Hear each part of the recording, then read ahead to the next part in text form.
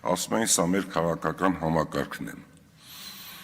Այսօր հիշել եմ մի մարդու այդ տարիներին, երբ որ 2000-ականներին ազգային անվտանգության ղեկավարներ, մարդակեր,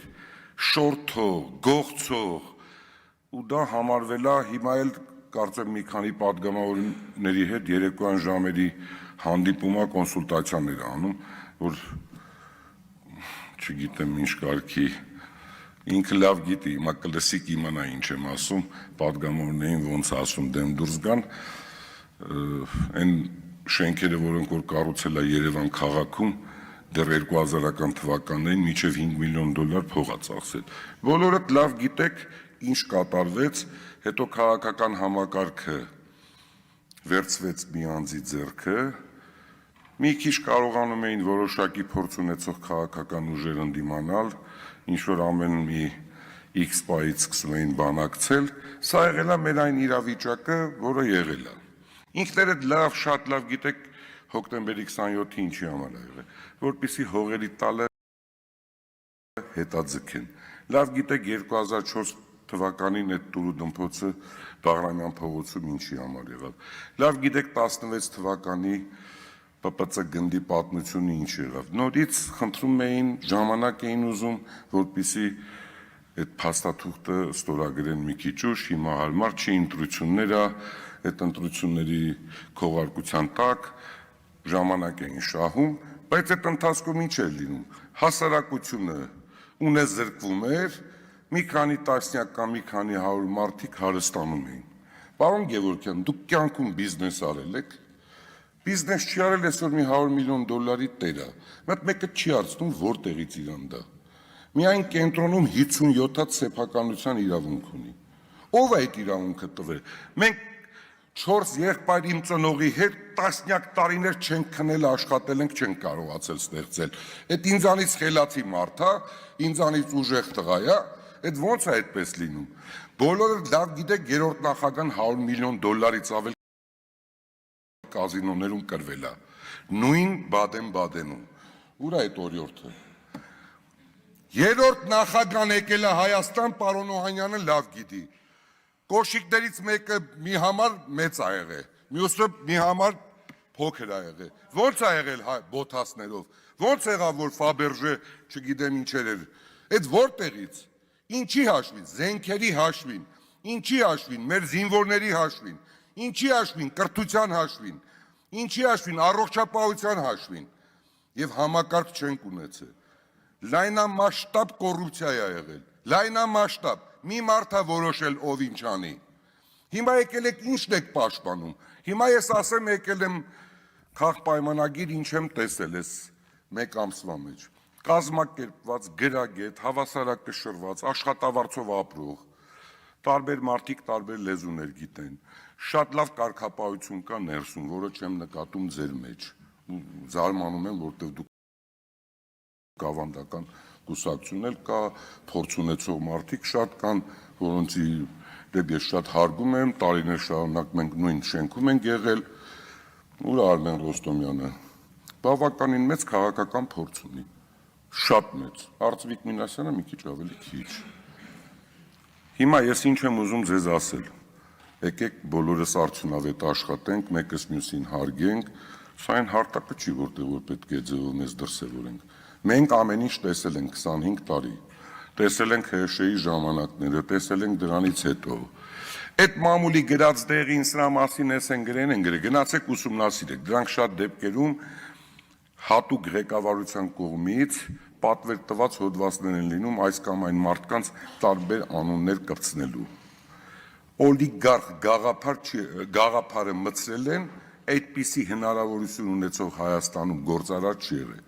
Այդպիսի հնարավորություն ունեցել են երկրի առաջի դեմքերը, ովքեր մեծ հնարավորություն են ունեցել եւ քաղաքական համակարգի վրա ճնշում գործադրելու եւ ուժայիններին ցույցում տալու եւ տնտեսական կառույցները ոնց ուզեն այնպես օգտվեն այդ տնտեսական կառույցներից։ Այսօր ես քաղաքացիական պայմանագիր ֆրակցիայում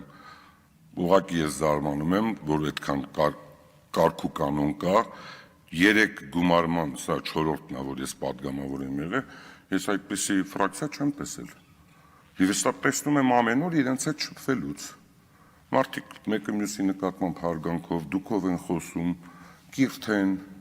քաղաքական այն խնդիրը, որ դրված է իրենց ղեկավարի կողմից, շատ լավ հարգում են, շատ լավ վիճում են, շատ լավ ընտրություններ ա ներսում լինում, թե ով պետք է լինի փոխնախագահ, նախագահ, ինչ ենք ուզում, սերնդափոխություն պետք է լինի, նախկինը պետք է մոռանանք։ Ձեզ էլ նոր երիտասարդներ եկեք, խորհուրդ եմ տալիս ինքնուրույն քաղաքական գործունեություն վարեք, գիտակից, ուսումնասիրեք, գնացեք պատմությունը նայեք, ինչ էր ասում Լևոն Տեր-Պետրոսյանը, հեղաշրջում արեց Վազգեն Սարգսյանը, ես պետք է չտարբերեմ, Վազգեն Սարգսյանը հոգին լուսավորի, բայց ինքը շատ վատ բան արի Հայաստանի նկատմամբ, ուժային համակարգ ինչ գործ ունի, կանգնի քաղաքական ղեկավարությանը ասի սխալ եք, ով ա նա, բայց նրան ինչ արեցին, քաղաքական ուժերը պաշտպանեցին, երկրում եղավ հեղաշրջում։ Վազգեն Սարգսյանի օրոքել եմ, շփվել եմ Վազգեն Սարգսյանի հետ, բոլորի հետ, Ռոբերտ Քոչարյան, Սերժ Սարգսյան, բոլորի հետ շփվել եմ։ Շատ վատ համակարգ են ստեղծել, ստրկացրել էին հասարակությանը։ Հիմա լավ գիտեք, ժողովրդավարություն կա։ Հիմա անցնեմ տնտեսությանը։ Ուր է պարոն Խաչատրյանը։ Լավ է թվերը չեն նայում, չեն ուսումնասիրում, ինչ է կատարվում Հայաստանում։ Լավ, այստեղ բոլորդ նստած եք, երևանցի մարդ կա, որ քաղաքում մանեկել եք, տեսել եք այդ օբյեկտներում ինչ է կատարվում։ Արդեն ռեստորաններ կա, որտեղ որ պետք է մեկ օր առաջ պատվիրես, որ քաղաքում տեսել եք ինչ է կատարվում, հյուրանոցներում գիտեք ինչ է կատարվում։ Շրջանառություն կա, տեսնում եք, շատ մեծ արտարժույթ է գալիս Հայաստան։ Ու կենտրոնական բանկը միշտ միջամտում է։ Դա չմիջամտներ մեր արտահանման ծավալները կնվազեր։ 3 օր առաջ եմ ճշտել արտահանման հետ կապված։ Այսպիսի մոտեցում կա։ Այս տարի 15% անցյալ տարվա նկատմամբ ավել արտահանում կլինի միայն գյուղմթերքների։ Ես խոսել եմ այն մարդկանց հետ, ովքեր որ դրանով են զբաղվում։ Առաջի 4 տարվա մեջ կկրկնապատկվի Հայաստանից արտահանվող ապրանքը։ Բայց շատ լավ նախագիծ է, շատ լավ ծրագիր է։ Ծրագրի մեջ լավ գրված է, թե ինչ պետք է անենք, այդ հավելյալ արժեքը մենք պետք է եւ ինժեներական եւ թե գյուղատնտեսական մթերքը, որ ոչ թե պետք է թարմ տեսքով արտահանենք, այլ դա պետք է հավելյալ արժեք ստեղծվի, դա պետք է վերամշակվի, որպեսզի ավելի մեծ գումարներ գա։ Դա ուղիղ համեմատական է, որ ասեն պետք է պղինձը ոչ թե խտանյութը գնա, այլ պետք է Հայաստանում պղինձ ստանան, որը 5 անգամ ավել գին ունի։ Այդ ժամանակ մեր համախառը ներքին արդյունքը ավելի կբարձրանա։ Ես ուզում եմ ասել ձեզ Հայաստանի Հանրապետության տնտեսությունը դինամիկ զարգանում է, դա նկատելի է, դա ազատության շնորհիվ է, դա որ այսօր նախարարները հասանելի են, այսօր գերատեսչության ղեկավարները հասանելի են, կոռուպցիա չկա, ոչ մեկ իր անձի շուրջ չի ամեն ինչ հավաքում։ Այսօր մեր խնդիրները գալիս է նախկինում, կարծեմ պարոն Զաքարյանը նույնպես ասաց, որ հողակտորները, որոնք որ շատ ցածր գնով 100 անգամ էժան շուկայական գներից ձեռք են բերել, այդ հողակտորները վաճառում են անգամներ թանկ եւ հնարավոր չի լինում, որպեսզի մարդիկ կարողանան մեծ հողակտորների վրա մեծ գյուղատնտեսական աշխատանք տեն։ Մի վարքյան եւս մի բան պետք է